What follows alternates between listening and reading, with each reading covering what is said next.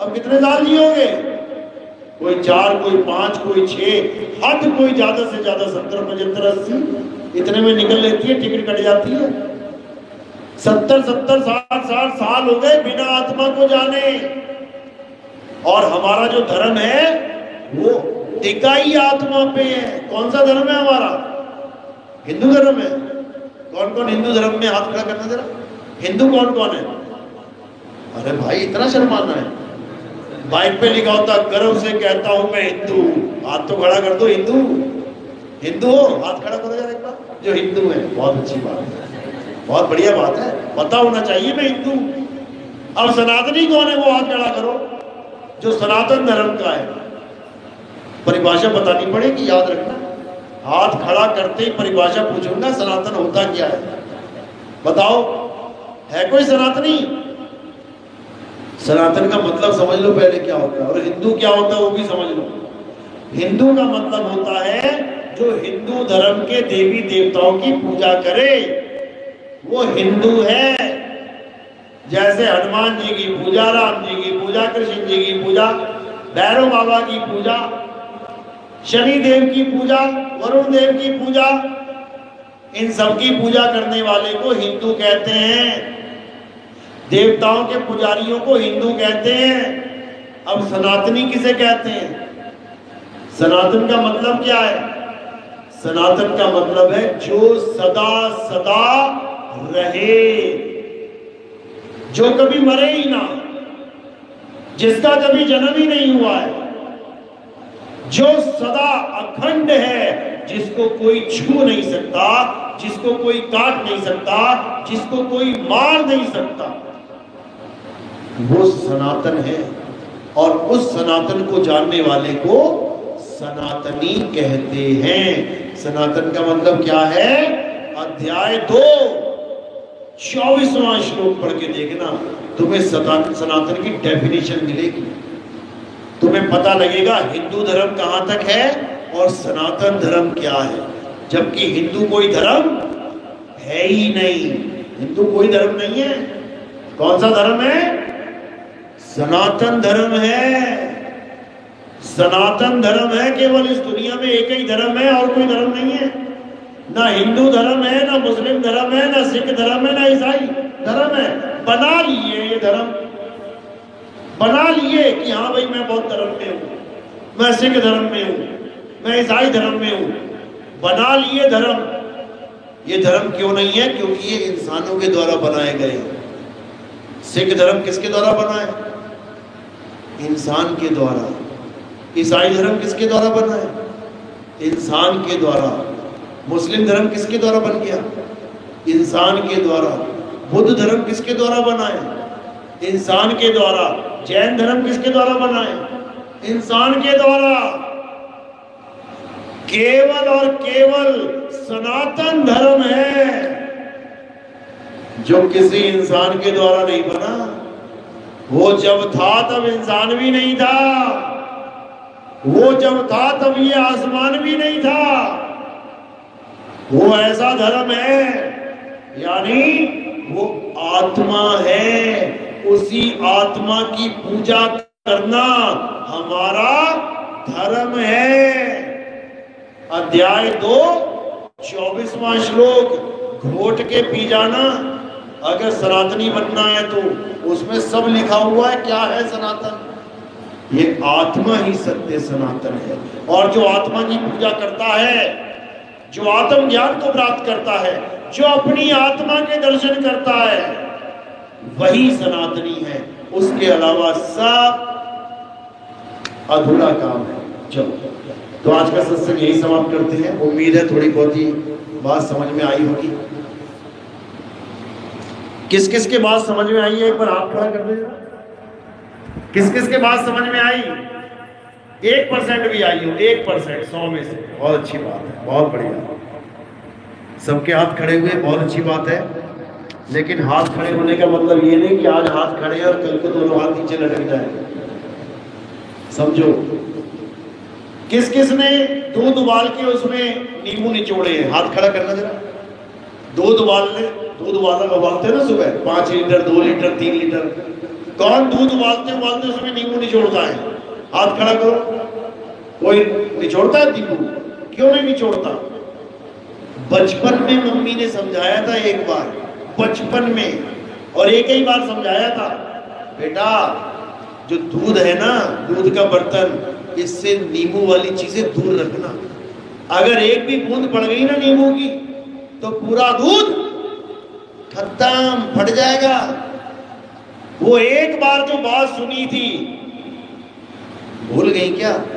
बुढ़ापे तक ना भूलोगी, बल्कि ये आगे भी जनरेशन को दे दोगी कि अरे मेरी माँ कहती थी कि दूध में नींबू पड़ जाए तो फट जाता है, तू भी मत डाल दियो कभी।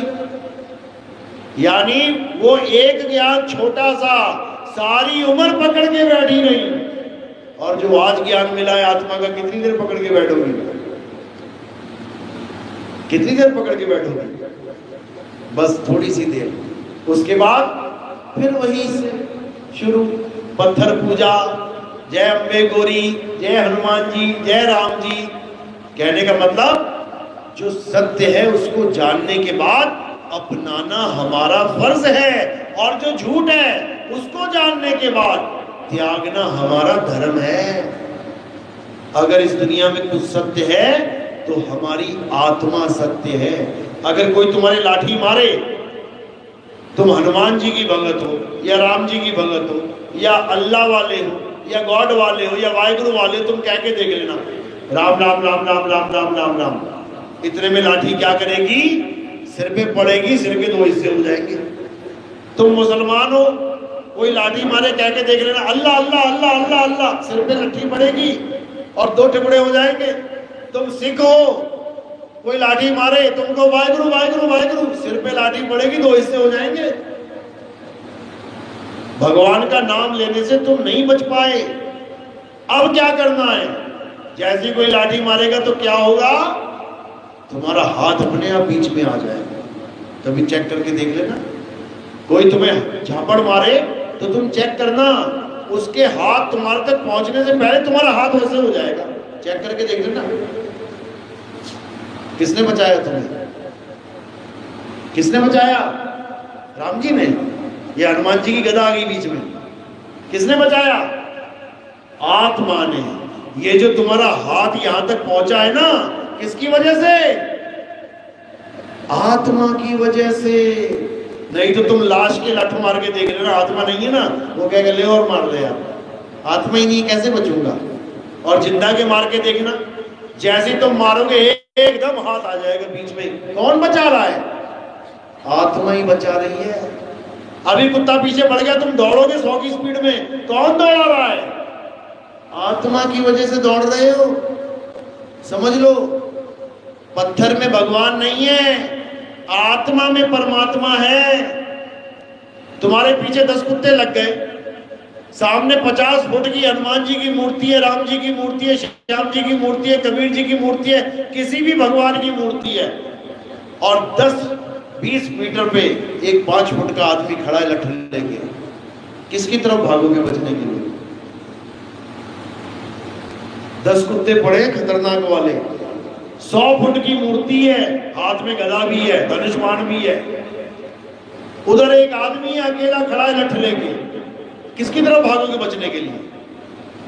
अपने आप दिमाग काम करेगा तुम्हारा। अरे इसकी तरफ मत भागियो भाई, ये लठ है, ये गदा ऐसी रहेगी, ये धनुष्मान चलाने का नहीं है, ये बचाने का नहीं है कुछ भी। ये सीमेंट है, ये पत्थर है। वहां पे तुम्हारी बुद्धि एकदम काम करना शुरू करेगी। कहां भागोगे? जीवित आदमी की तरफ, क्योंकि वो लठ मार मार के भगा देगा कुत्तों को, और वो गदा ना चला पाएंगे अपनी। तो किसने बचाया? आदमी ने। और अगर वहां पे एक लाश पड़ी हो, आदमी की लठ लेके मरा पड़ा है, तो किसकी तरफ भागोगे? फिर दोनों तरफ जाके मरोगे, दोनों तरफ मरोगे? बिल्कुल नहीं। तुम मरे हुए आदमी के पास पहुंच गए ना, तो तुम लठ उठा लोगे, क्योंकि तुम्हारे पास आत्मा है भाई, तुम उसकी आत्मा के सहारे थोड़ी बैठे हो। तब भी तुम आत्मा के सहारे ही बचोगे, तुम ही लठ उठाओगे, तुम ही मारोगे कुत्तों के। किसने बचाया तुम्हें? आत्मा ने। और वो बड़ी सी भगवान की मूर्ति खड़ी खड़ी देखती रही, ना बचा पाई तुम्हें। तो इसलिए कुछ भी है, जो कुछ भी है वो आत्मा ही है, आत्मा के अलावा और कुछ नहीं है। इसलिए बहुत पत्थर पूज लिए, अब आत्म ज्ञानी बनो, तब कल्याण होगा। चलो आज का पाठ इतना बहुत है, बाकी आप YouTube पे सुनोगे और सुनोगे तो सुनते ही जाओगे, फिर बहुत कुछ बता रखा है, तसल्ली हो जाएगी तुम्हारी। ठीक है, आज का सत्संग यही समाप्त करते हैं। बोलिए परमपिता परमात्मा की, सदगुरु बंदी छोड़ कबीर साहेब की, सभी संतों की, सभी भक्तों की, आज के आनंद की, सकल हंसों बंदगी साहेब बंदगी सब। तो हमारे यहाँ सत्संग समाप्ति के बाद आरती होती है। हमारे यहाँ आरती किसकी होती है?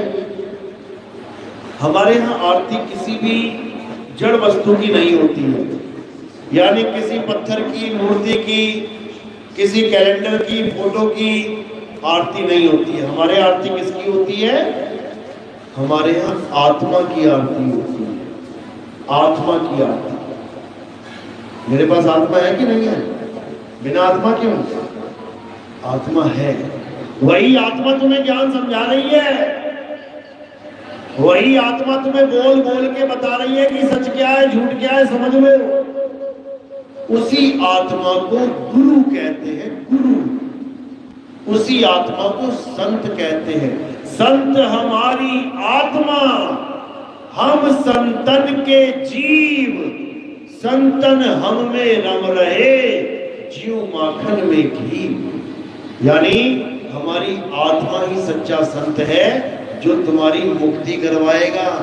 इसलिए आत्मा का ध्यान करो, आत्मा का ज्ञान करो और आत्मा की प्राप्ति करो। तो आरती कैसे करनी है? बेटा फूल है ना, थोड़े से फूल ले आओ।